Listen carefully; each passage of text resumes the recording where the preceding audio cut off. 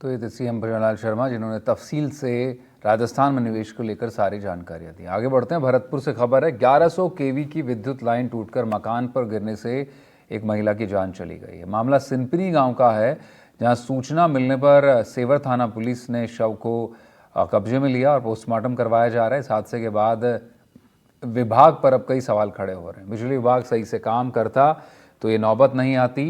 इसको लेकर अब सरकार और प्रशासन पर लापरवाही का भी आरोप लग रहा है।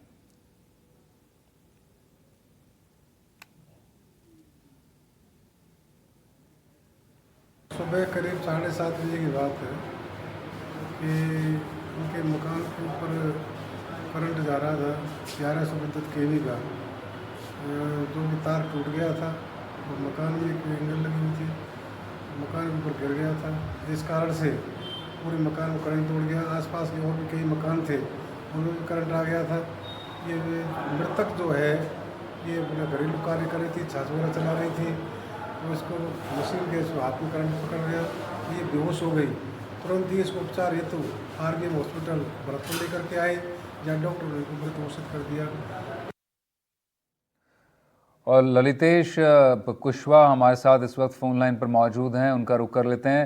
अब ललितेश, जरा ये बताइए, एक तो ये लाइन कहाँ से गुजर रही थी और किसी तरह की मेंटेनेंस की गई थी कि नहीं हाल ही में इसको लेकर? देखिए बिल्कुल मनीष, जो ये लाइन जा रही थी ये सिंपनी गांव में से होकर के आसपास के जो गांव हैं वहां तक जा रही थी।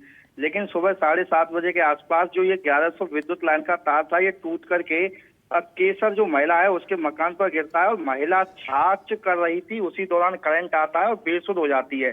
बेसुध होने पर परिजनों को जब पता चलता है तो वो आरबीएम अस्पताल लेकर आते हैं। वहां चिकित्सकों के द्वारा मृत घोषित कर दिया जाता है। उसके बाद में पोस्टमार्टम की कार्रवाई से पहले परिजनों ने मांग की थी कि जो लापरवाही है, जो मेंटेनेंस में कार्य नहीं किया गया था, तो ये विद्युत विभाग की बड़ी लापरवाही सामने आई है। इसको लेकर के परिजनों ने खासी नाराजगी व्यक्त की है। जबकि विद्युत विभाग के अधिकारी मौके पर पहुंचे, उन्होंने पीड़ित परिवार को आश्वासन दिया है कि जो भी सरकार की तरफ से मदद होगी वो मुहैया कराई जाएगी।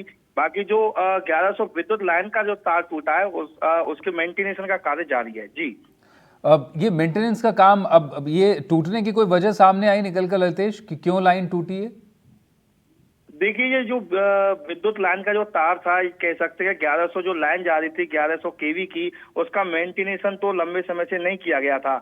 तो अब बारिश हो रही है, कभी कभार तेज हवा भी चलती है, तो उसके चलते कहीं ना कहीं ये तार टूटा था और सुबह 7:30 बजे की घटना थी।